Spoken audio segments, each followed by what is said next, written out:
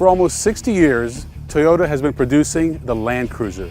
This is a legendary off-road vehicle that has built a reputation among not only being a capable off-road vehicle, but one that lasts for decades.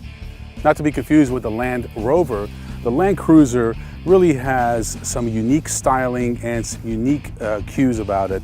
Even though this is the much more modern and more luxurious version of the Land Cruiser, it still kind of has that same unique shape about it that tells everyone that this is a very capable off-road vehicle. That's what it's designed for. In fact, in some countries, they use this as police or even military vehicles. Over the decades, the Land Cruiser has really evolved. It's been manufactured as a convertible, it's been manufactured as a two-door, all sorts of shapes and sizes. But here in this country, we primarily get the 8-passenger, 4-door, I would say near luxury SUV version.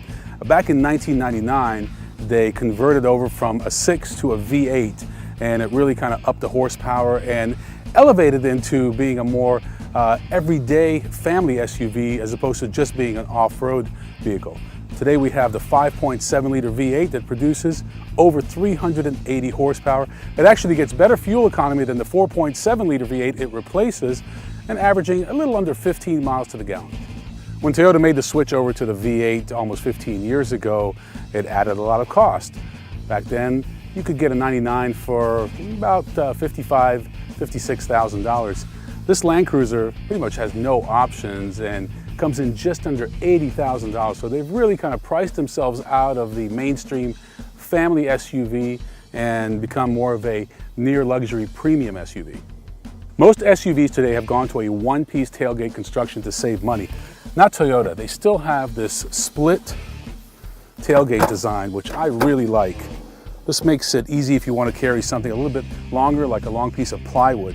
The other thing I like are the way the third row seats fold off to the side. Now today they're much fancier than my 99 Land Cruiser because there's actually a button that'll do that for you. Mine is all manual. Nevertheless, it does give you the option to take the seats out altogether or just take them off to the side. If you want to put them down, you can actually fit 3 people back here.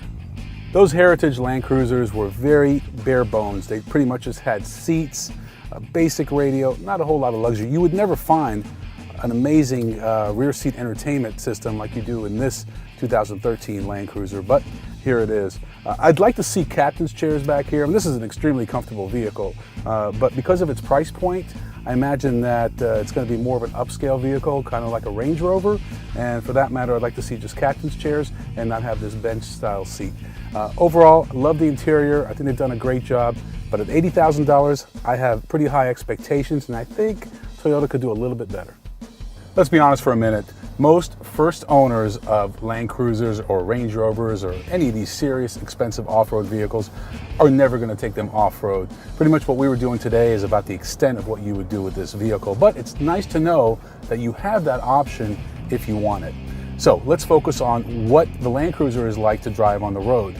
It's amazing. I just love the way it feels. It's not too big like a Suburban. It's not too small. It's really, in my opinion, the ideal 8-passenger SUV.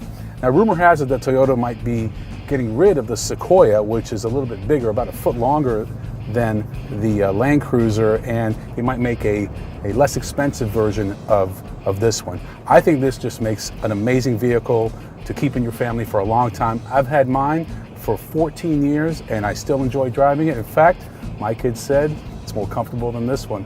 There you have it, the Toyota Land Cruiser.